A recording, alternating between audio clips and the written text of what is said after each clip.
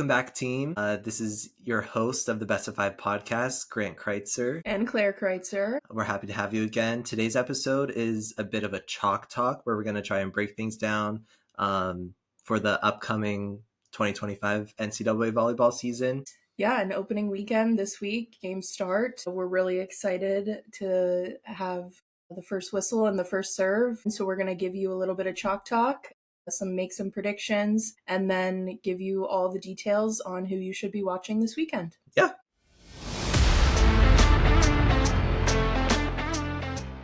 No more dilly-dallying. We're going to jump right into it. We're super excited for this upcoming season. As of this podcast recording, we are less than 24 hours away from the first serve. And our first segment of the week is going to be Queens of the Court. So we're going to be talking top returning players.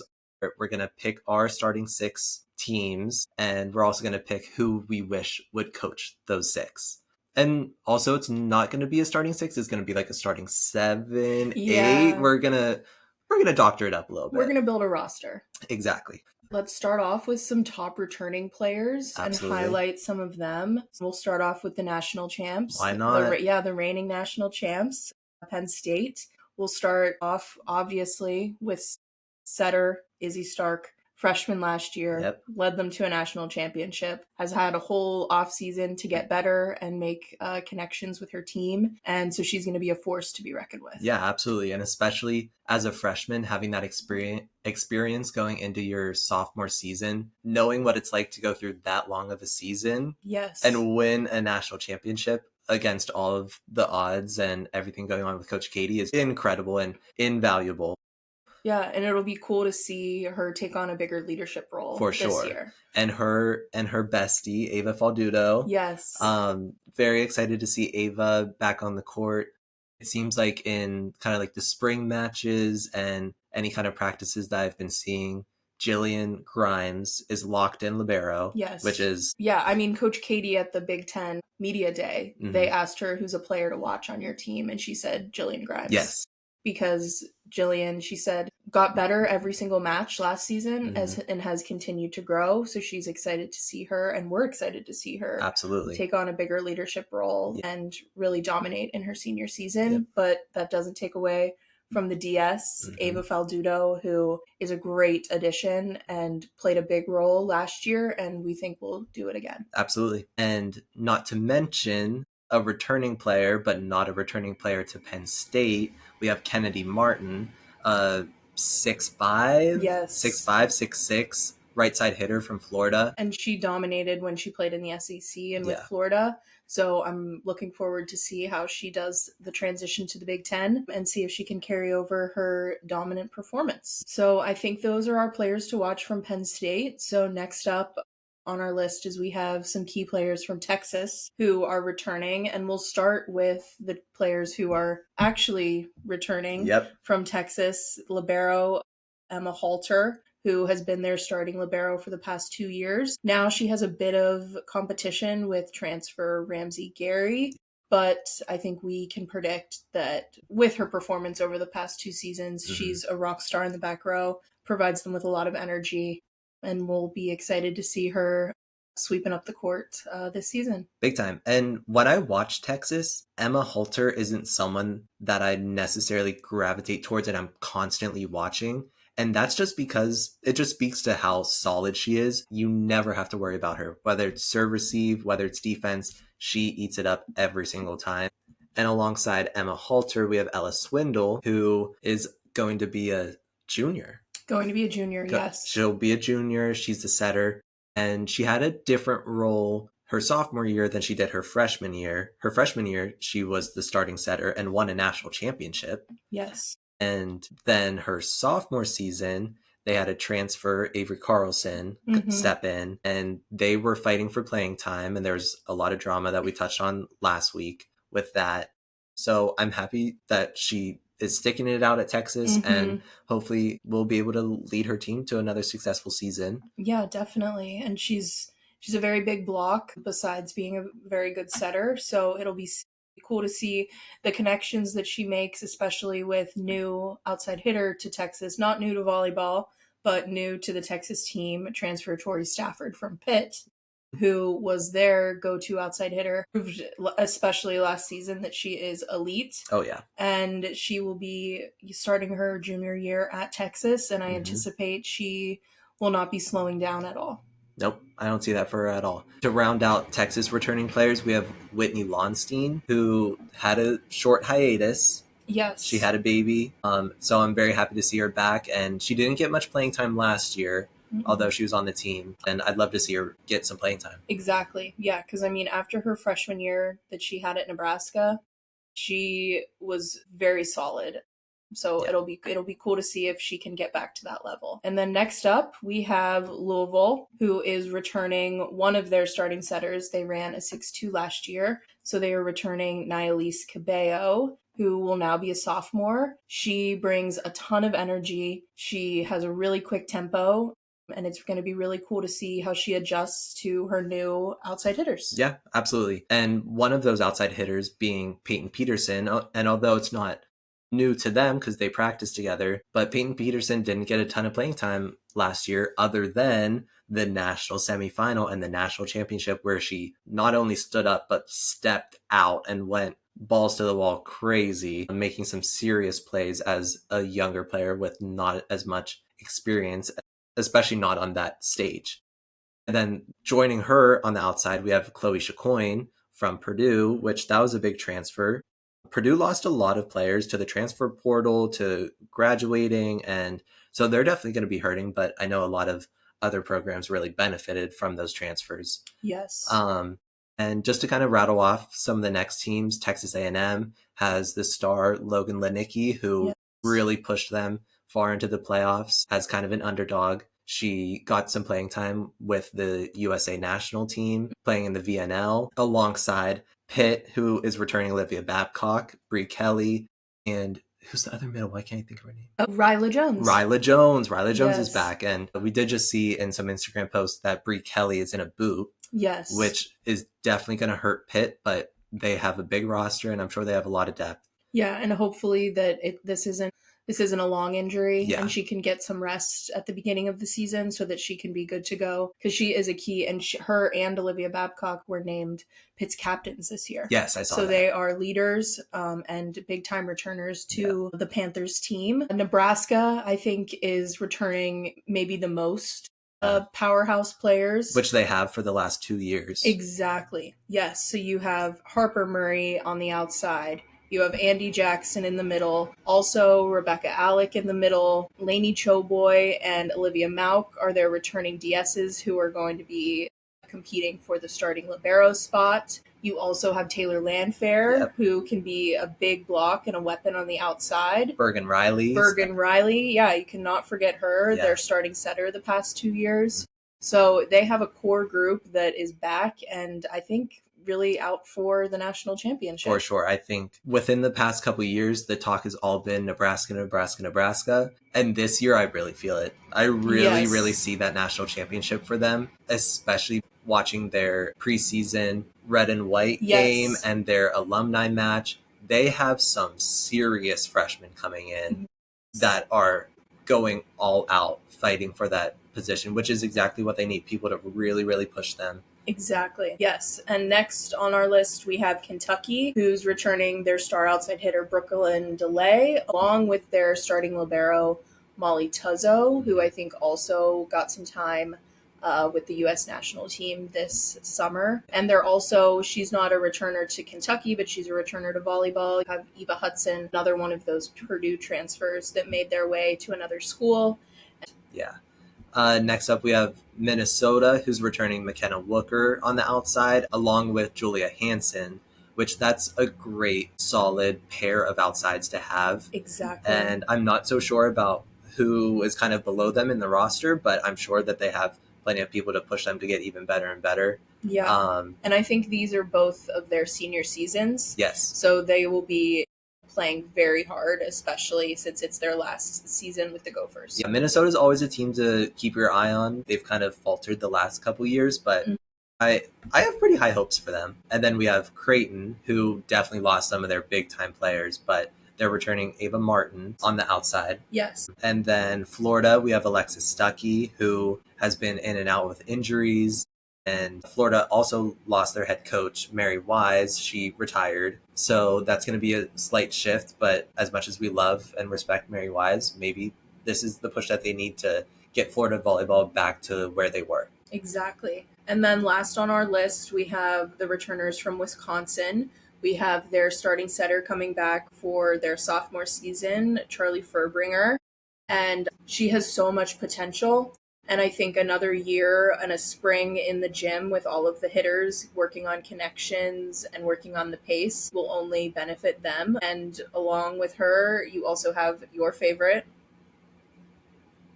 Oh, Carter Booth. Carter Booth, of course. I'm so sorry. I zoned out for a second.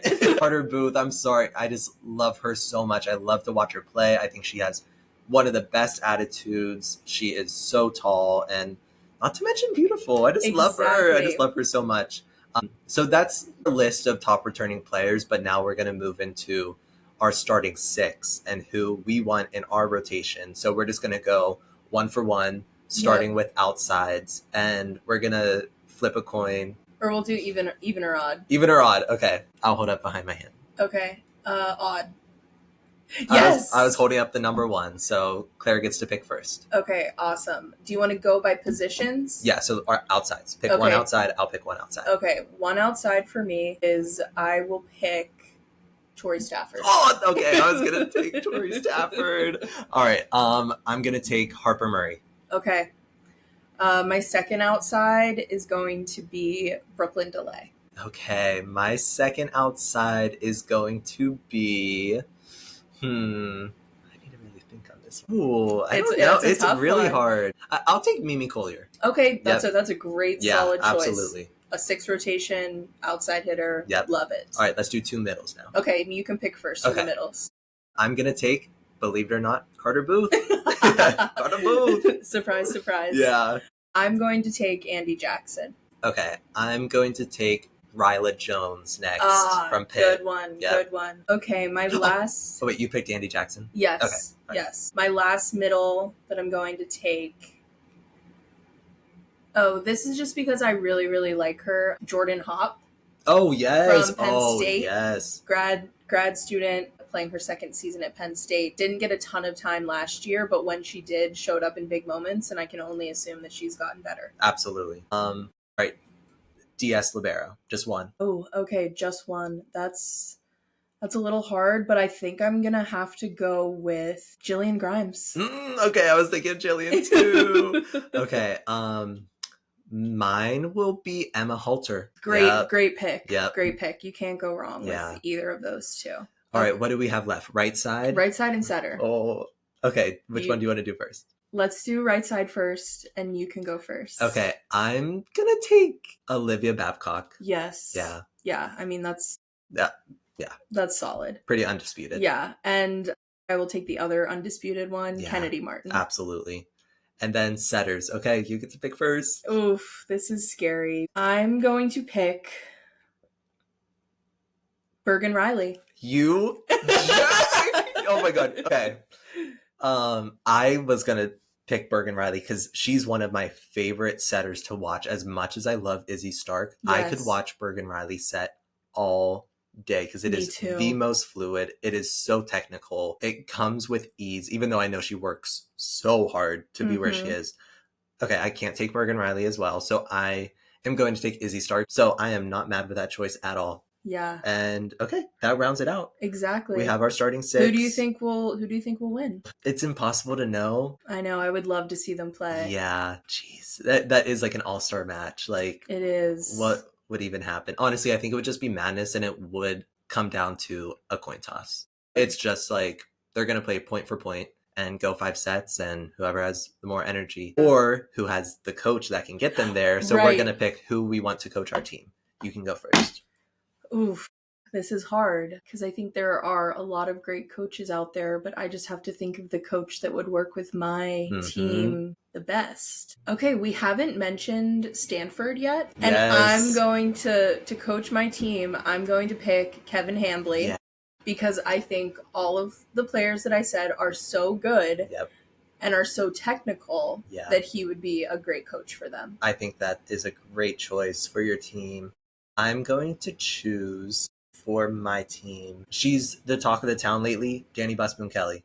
DBK. Love DBK. She pushes her players so harshly, or not harshly, but she pushes them to the best of their ability. And I just enjoy watching her coach. And I think she also builds good connections with her teams. Definitely. They always have good rapport, open communication, and she believes in her teams. And that's what you need. Exactly. I love that. All right. So that's all for our Queens of the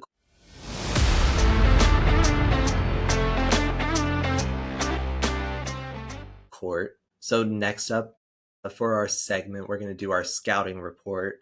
And we've already touched on our top teams, but we can kind of run through maybe the top 10 of the AVCA, top 25. And there's a lot of big names that you would expect and a few kind of sneaky picks that you might not expect to be up there, like Texas A&M, but you can go ahead with the top 10.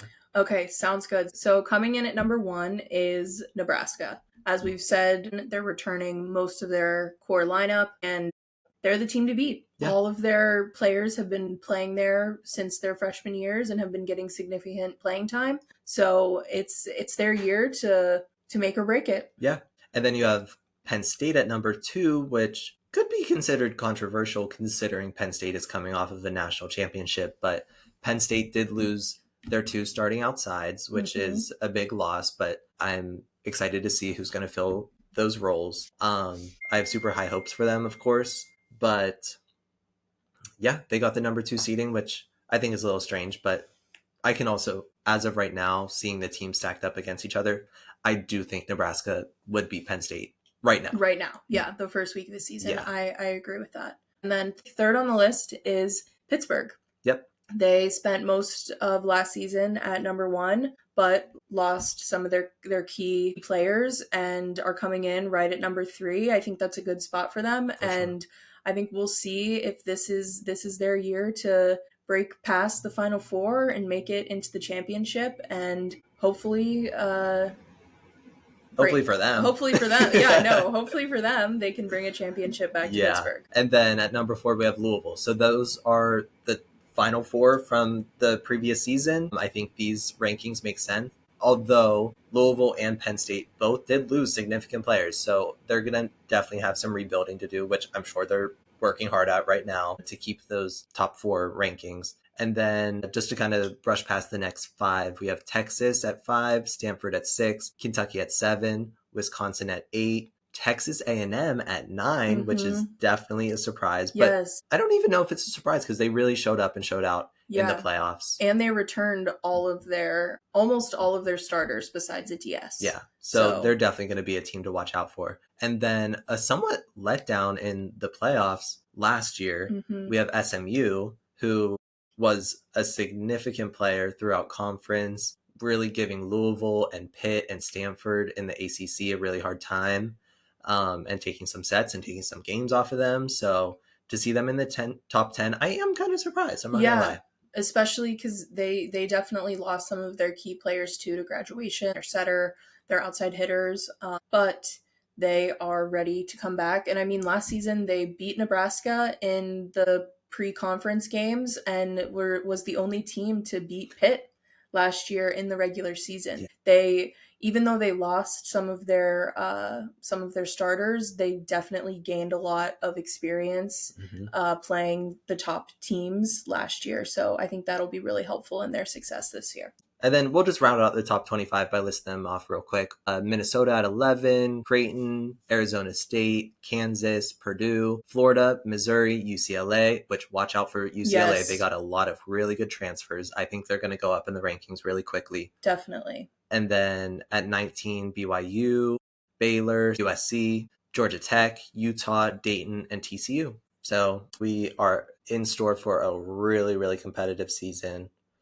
All right. So scouting report, we talked about our top teams. We're also going to touch on some of the upcoming big matches, which as of this recording, we have less than 24 hours before the first serve, which will be Pitt versus Nebraska at 7 p.m. Friday. And the Nebraska and Pitt matchup has some history because they played each other in the 2023 semifinals, and Nebraska then beat them. And then in this past go around in the playoffs in the Final Four, They both lost in the semifinals. And then that same night, we have Florida versus Stanford, which again, there's some history there of them beating each other in the playoffs. That would definitely be an exciting competitive match to watch. For sure. Yeah, and then on Saturday, so those were the games on Friday, and we have a couple games on Saturday as well. We have Kansas versus Vanderbilt at 3:00, which is a very historic game because it is the first game in Vanderbilt volleyball's history. So a warm welcome to the stage of NCAA volleyball with playing one of the teams in the top 25. And it's the first game that Matt Ulmer, the former coach of Oregon, will be coaching at Kansas. Yeah. So lots of firsts going on in that game. So we're really excited to see the outcome of that. And our second game on Saturday is Creighton versus Penn State at 5:00, which is very exciting because this is a rematch of the 2024 Elite Eight game that went to 5. That was a very intense, very competitive game. So it would be fun to see them back on the court playing each other. For sure. And in a different arena too, because when Creighton played Penn State was at home, which we know has a lot of gravity and can really change the game. Definitely. And then Sunday and Monday, those same teams will be just kind of mixing up and playing different opponents. So we have Florida versus Pitt, Stanford versus Nebraska, Kansas versus Penn State, and Minnesota versus Texas A&M, which I think Minnesota versus Texas A&M has the potential to be one of the best games that we just listed. I agree. Very evenly matched. Yep. And it'll be fun to see how these games go in this first weekend because I have a feeling that we'll see some of these matchups on the road to Kansas City this season. So it'll be interesting to see the results of these and see how they impact the season as we keep moving forward. Absolutely. All right. So we're just going to go through those games and give our kind of gut reaction as to what we think is going to happen. My opinion, Pitt versus Nebraska. I think Nebraska's going to take it in 4. I think Nebraska's going to sweep them in 3. Oh, okay. Florida versus Stanford. I think Stanford's going to win in 4. Okay, I think Stanford will win in... Actually, I'm going to change. I think Florida's going to win in 5. Oh, okay. I think that Florida is very scrappy, and they have a really good culture. Like, it seems like they all get along very well. So I think when things get tight, they will only get better, and Stanford will have to learn how to play through some of the tight moments. For sure. Kansas versus Vanderbilt, I'm going to be honest, I have no idea because we have no idea what Vanderbilt has to offer as a new program. So I'm going to say Kansas in 5. Okay, I'm going to say this is a hard one because I don't know a whole lot about Kansas. I know that Matt Ulmer brought a lot of Oregon players with him, but that also poses some challenges with, getting used to a new environment and getting used to playing against different people. So I'm going to just do a wild card guess and say Vanderbilt in 5. Okay, there you go. Next up, Creighton versus Penn State. I am going to take Penn State. This might be optimistic, but Penn State in 3. I'm going to be a little pessimistic for our Nittany Lions, and I'm going to say Creighton in 5. Oh, okay. I know. I don't think it's very likely with Penn State's power, but I think that Creighton will have something to prove and will want to avenge their loss from last season. For sure. Florida versus Pitt. I think that Pitt is going to take it in 5. I think Florida is going to come out of nowhere and really surprise them. Yeah, I think that Florida's going to win in 4. Okay. Yeah, same sort of, mindset, but I think they're going to be able to finish. Yeah. Whereas Pitt, going off of what the trends that we've seen from prior seasons, is they get frustrated easily and sometimes aren't able to finish. I think Florida's either going to win in 5 or Pitt's going to win in 3. Yeah, yes, it's either going to, it's going to be either or. At Stanford, Nebraska, I think that Nebraska will take it in 3. I'm going to say Nebraska in 4. I do have to remember, though, that pre-conference games, the first couple weeks of the season, are always a little disappointing for volleyball fans because it's not the cleanest volleyball. Totally. A lot of missed serves. Yes, a lot of missed serves, a lot of communication errors. So I have to, when we're making these predictions, I need to remember to take that into account and also not get frustrated when I'm watching games because this is the first weekend. They're only going to get better from here. And I mean, The only thing that we can predict is that it's going to be unpredictable. Exactly. But volleyball just is unpredictable, and that's the name of the game. Kansas, Penn State. I'm taking Penn State in 3. Me too. Yeah. I think that's a solid guess. I think they're gonna be fired up and ready to play, and they're not really gonna care who's across the net from them. Yeah. And then Minnesota, Texas A&M. I'm saying Texas A&M in 4. Okay, I'm gonna take Minnesota in 3. Who knows? I think I have a lot of faith in McKenna Wooker and Julia Hansen, and I think they're gonna be dominant. For sure. All right, that's all for the scouting reports.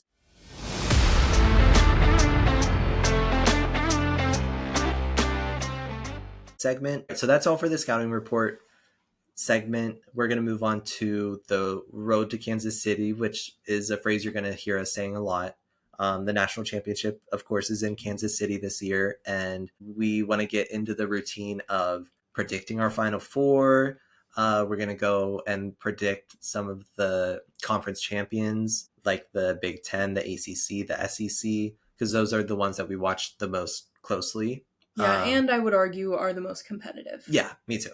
And I think a lot of volleyball fans would completely agree with that. Exactly. So my Final Four right now is Nebraska, Penn State, Pitt, and I think Texas. Okay, that's a great choice. Yeah. So one different from last year. Yeah. And then so Louisville, I don't currently see them in the Final Four. Of course, I'm sure they'll change my mind. But I can definitely see Texas up there with all of their experience and having Tori Stafford transferring in. But again, like I could even see like some rando like UCLA. Exactly. I think UCLA, and I know I mentioned this earlier, is really going to surprise some people this year with all of their transfers. That's who I see right now. Okay, awesome. I am going to go with Nebraska and Penn State, because they, over the past 20 years, have had the most success in the tournament, and I think that experience will lift them to the Final Four. And along with, I'm going to say Texas as well. Okay. And then I think that Stanford is itching to get to a Final Four. Yeah. We mentioned, I think last week, that the senior class last in 2024, they made it to 4 consecutive Elite Eights without making the jump to the Final Four. So I think this year it's their time. They're ready, and they're going to be a top team. And I would just love to see Kevin Hambly on our screens. As much as possible. As much as possible. Exactly. But like you, I could see Kentucky or Wisconsin getting in there, along with Texas A&M. Exactly. So it's really that's my best prediction for now, but I could definitely see one of these teams that are in the top 25 making their way to the Final Four. Totally. Who is your national champion? Great question. I'm going to go with Nebraska. Me too. I'm also going with Nebraska. I am not a big Cornhuskers fan, but their talent is undeniable, and matching the caliber of their roster, I don't think, as of right now, anyone in the NCAA is doing it. No, they for sure have the number one roster from top to bottom in every position. They're so deep as well. So even if, God forbid, an injury happens, they have somebody who is equally as talented, who's able to step in. So I agree. I think Nebraska is the team to beat this year, and we'll just have to see what other teams develop and how the tournament and how the competition stacks up. Absolutely. Here's another tough question. Big Ten champ. That's a hard one for me. And I think what I'm going to do is, because last year in 2024, there were co-champs, Nebraska and Penn State. And I'm going to say, okay, this is how I think Nebraska is going to win the national championship. I don't think they're going to win the Big Ten title, and that's going to piss them off. Okay. I think that Penn State and either Wisconsin or UCLA will be the co-Big Ten champs. Nebraska will be so mad that they lost a game or two down the stretch, and that's going to give them their fuel to make it to the national championship.